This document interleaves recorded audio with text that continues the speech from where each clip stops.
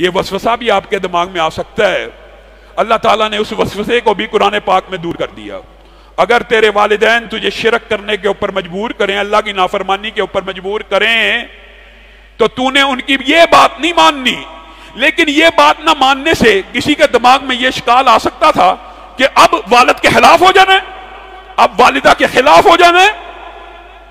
وَصَاحِبْهُمَا فِي الدُّنْيَا مَعْرُوفًا، یہ بات تو نہیں ماننی، لیکن دنیا اگر گزارنی ہے ان کے تابع فرمانوں کے گزارنی ہے، ان کے سامنے فرما برداری کرتے ہوئے گزارنی ہے. جو شرک کا حکم دے، گناہ کا حکم دے، صرف وہ نہیں ماننا.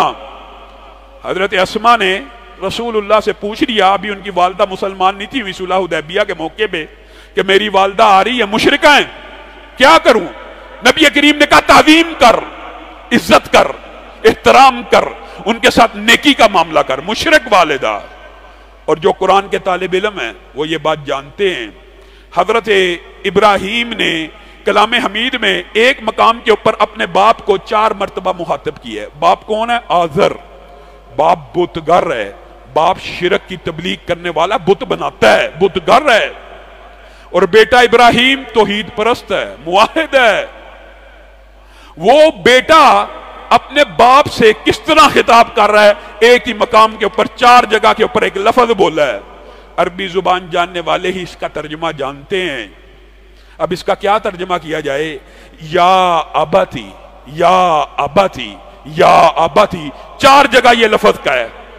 اور اگر اردو میں اس کا ترجمہ کرنے کی کوشش کی جائے تو اس کا مطلب پتہ کیا بنتا ہے؟ اے میرے محبوب بابا، اے میری جان سے پیارے باپ، اے میرے قابل صد احترام باپ، اے میرے باپ. کون باپ؟ آزر. کون بیٹا؟ توحید پسند، توحید پرست ایک امت. وہ بھی اپنے باپ سے خطاب کر رہا ہے تو قول کریم کے ساتھ کر رہا ہے. وہ بھی اپنے باپ کے ساتھ بات کر رہا ہے تو نرم لہجے کے ساتھ کر رہا ہے. تجھے کس نے یہ مغالطہ اور وسوسہ ڈال دیا کہ ماں باپ کے سامنے زبان چلانا یہ پڑھائی کی نشانی ہے؟ یہ سب سے بڑی جہالت کی نشانی ہے. نبی کریم صلی اللہ علیہ وسلم کے پاس ایک صحابی آ گئے اور آ کے کہنے لگے، اے اللہ کے رسول، بہت بڑا گناہ ہو گیا ہے، بہت بڑا گناہ ہو گیا ہے، بہت بڑا گناہ ہو گیا، بار بار کہی جائیں اللہ کے رسول بہت بڑا گناہ ہو گیا، توبہ کرنا چاہتا ہوں. محمد الرسول اللہ صلی اللہ علیہ وسلم نے جو پہلا سوال پوچھا وہ کیا ہے؟ کیا تیری والدہ ہے؟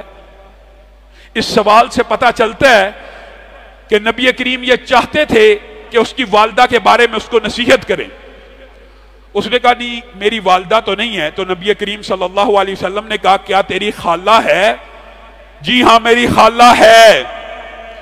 نبی کریم نے کہا تو چاہتا ہے کہ رب تیرے گناہوں کو معاف کر دے؟ جی میں چاہتا ہوں رب میرے گناہوں کو معاف کر دے. پھر جا اپنی زندگی اپنی خالہ کی خدمت میں لگا دے، رب تیرے ہر گناہ کو معاف کر دے گا. اگر خالہ کی خدمت کرنے سے گناہ معاف ہوتے ہیں تو والدہ کی خدمت کرنے سے معاف نہیں ہوتے. اگر مشرکہ والدہ ہو، نبی کریم اس کے احترام کا اسما کو کہہ رہے ہیں، تو وہ والدہ جو سجدوں میں سبحان ربی الاعلی سبحان ربی العظیم پڑھتی ہے رکوع میں، اس کی خدمت کے اوپر اجر و ثواب کیا ہوگا؟ معاویہ بن جہمہ رسول اللہ صلی اللہ علیہ وسلم کی بارگاہ میں پیش ہو گئے اور آ کے کہنے لگے، اے اللہ کے رسول میں بھی جہاد کرنا چاہتا ہوں، میرا بھی دل ہے اللہ کے لیے لڑوں. یا اللہ پتر ہے پڑھی، میرا بھی دل ہے کہ میں جہاد کروں، میرا بھی دل ہے میں اللہ کے راستے میں لڑوں. نبی کریم صلی اللہ علیہ وسلم نے کہا کیا تیری والدہ زندہ ہے؟ جی ہاں میری والدہ زندہ ہے. تو نبی کریم صلی اللہ علیہ وسلم نے فرمایا جو آپ نے مشہور حدیث سنی بھی ہوئی ہے، فَإِنَّ الْجَنَّةَ عِنْدَ رِجْلِهَا، جا اپنی والدہ کی خدمت شروع کر دے، جنت تو اس کے پاؤں کے قریب ہے. اور دوسری روایت کے الفاظ کیا ہیں؟ تیرے والدین زندہ ہیں؟ جی ہاں زندہ ہیں. فَإِنَّ الْجَنَّةَ، یہ بھی خامخواہ ہمارے معاشرے میں عجیب پروپیگنڈا ہے. جنت کس کے پاؤں کے نیچے ہے؟ والدہ کے، والد کے نیچے نہیں ہے. یہ کس نے آپ کو وسوسہ ڈالا؟ اس حدیث کے الفاظ ہیں فَإِنَّ الْجَنَّةَ تَحْتَ أَرْجُلِهِمَا، جنت والدین کے قدموں کے نیچے ہے. باپ بھی جنت کا ایک اوسط درجے کا دروازہ ہے اور ایک درمیانہ دروازہ جو جنت میں ہے وہ والد ہے. تیری مرضی ہے اس دروازے سے جنت میں داخل ہو جا, تیری مرضی ہے اس دروازے کو توڑ ڈال, تیری مرضی ہے. یہ انسان نے اپنے گریبان میں خود جھانکنا ہے. افسوس ہے والدہ کے احترام کے اوپر تو بات ہوتی ہے لیکن والد کے احترام کے اوپر زیادہ توجہ نہیں دی جاتی. والد کا ماں بھی اتنی توجہ نہیں کرتی آج کل کی.